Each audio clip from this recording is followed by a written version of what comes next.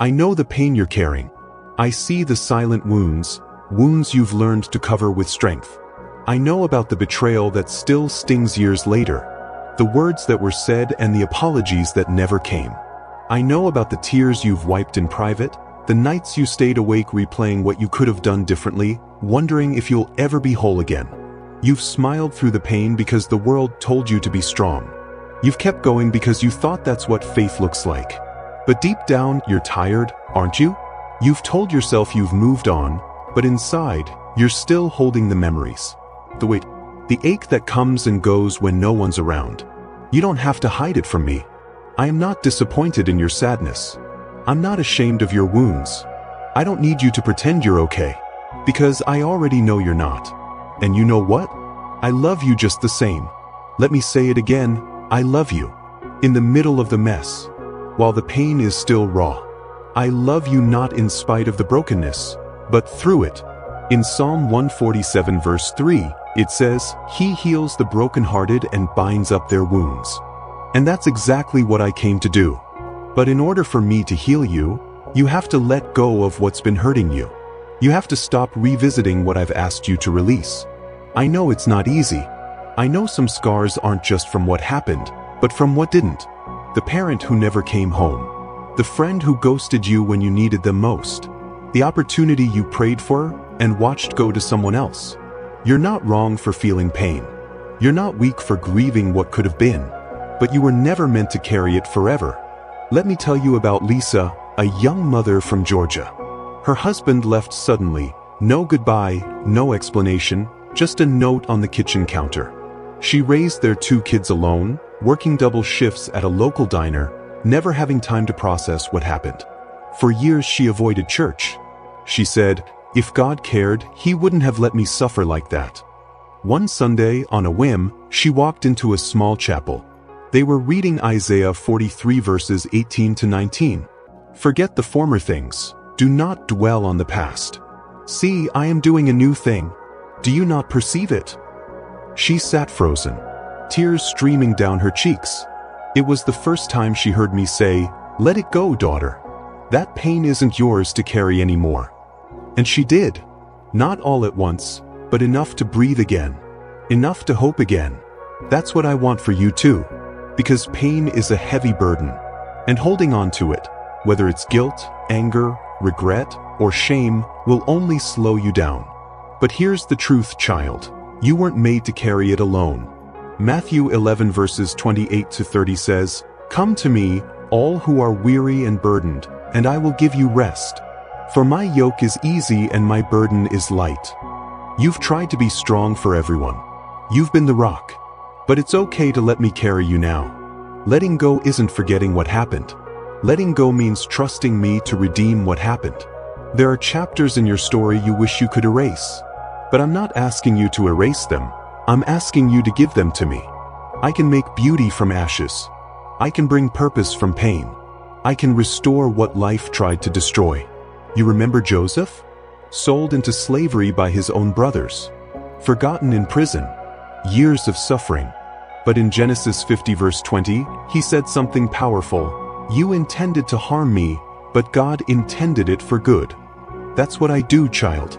I take what was meant for harm and use it to bless you. But first, you have to stop reopening the wound. Stop rehearsing what they did. Stop punishing yourself for what you couldn't change. You keep thinking, if I had done this differently, maybe they would have stayed. If I had prayed harder, maybe the outcome would have been better. So, you are not in control of other people's choices. And you are not defined by what happened to you. Your identity is not what broke you. Your identity is who is healing you. I am the one healing you. So let it go. Release that bitterness, that offense, that old resentment you've carried like a shield. Because when you carry that pain, you block the very peace I'm trying to give you. Forgiveness doesn't mean what they did was okay. Forgiveness means you're no longer letting what they did control your heart. You forgive because you deserve to be free.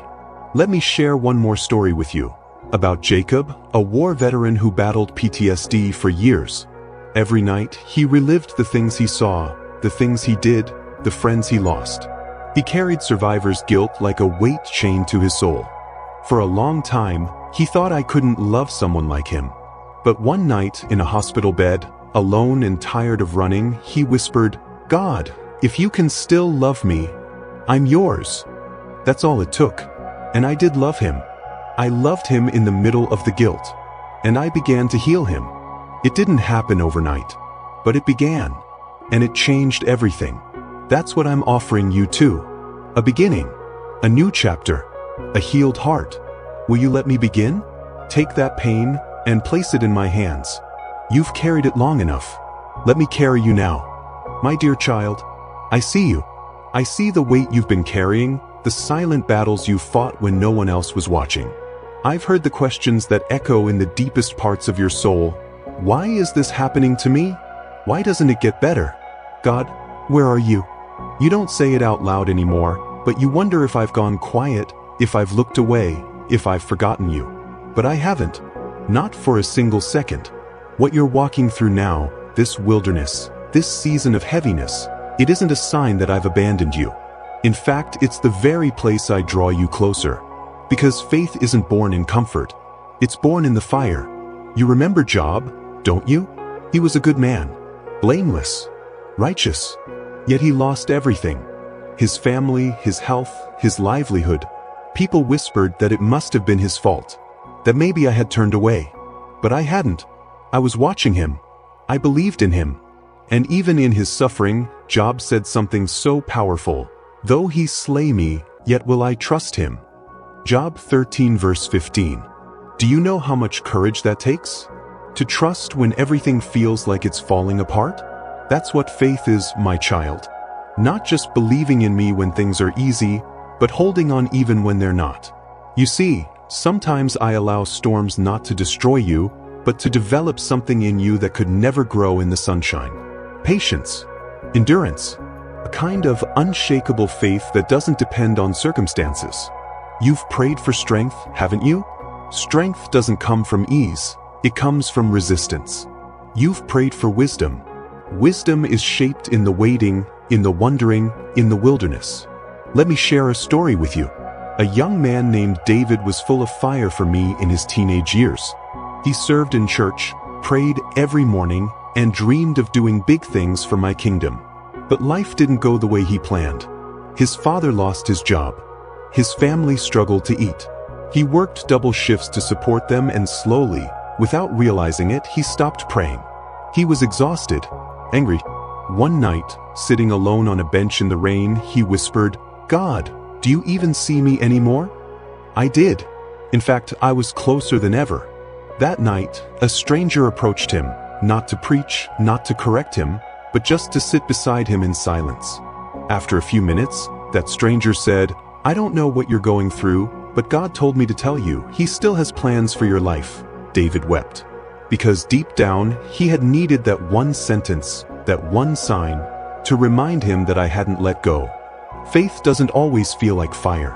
Sometimes it feels like a whisper, a flicker, a trembling voice saying, "God, I still trust you." And let me tell you something, that kind of faith is more powerful than you realize.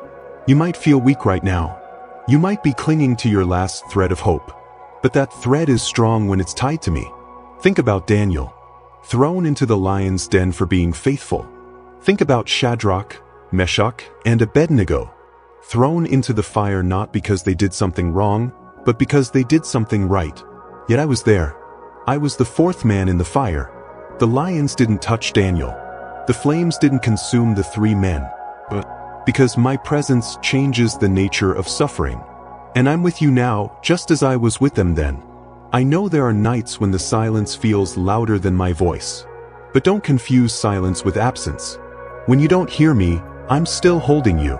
Sometimes I go quiet because I want you to rest, not because I've gone. And sometimes, I allow the struggle not to test your strength, but to reveal my strength in you. In 2 Corinthians 12 verse 9, I said to Paul, "My grace is sufficient for you, for my power is made perfect in weakness." You don't have to be strong all the time. You don't have to pretend you're okay.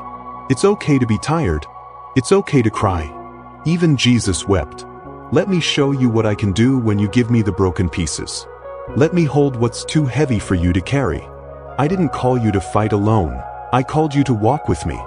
You remember when Peter walked on water? His eyes were fixed on Jesus, and he did the impossible. But the moment he focused on the wind and the waves, he began to sink. And yet, even in that moment of fear and failure, Jesus didn't let him drown. He reached out his hand. He lifted him up. That's what I'm doing for you right now. Reaching out. Saying, don't give up. Keep walking. I know what's ahead. I see beyond this valley. You don't. And that's why faith matters so much. Faith is trusting me even when you don't have all the answers. Even when you're walking in the dark. I promise you, this pain is not permanent. This valley is not forever. You're not stuck. You're being shaped.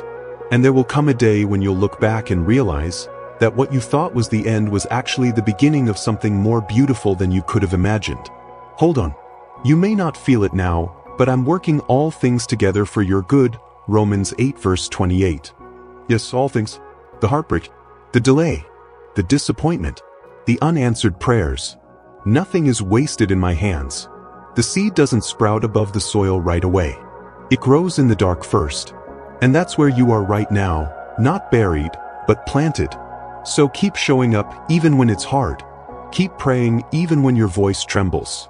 Keep believing even when your heart is tired. Because I'm not finished with you. And when you come out of this season, and you'll be stronger, softer, wiser, and closer to me than ever before. This is not the chapter where you give up. This is the chapter where your faith becomes real. This is the moment where everything shifts. This is where the light starts breaking through. You are not alone. You are not forgotten. You are loved. Deeply. Eternally. Unconditionally. I am with you. I am for you. And I will never let you go.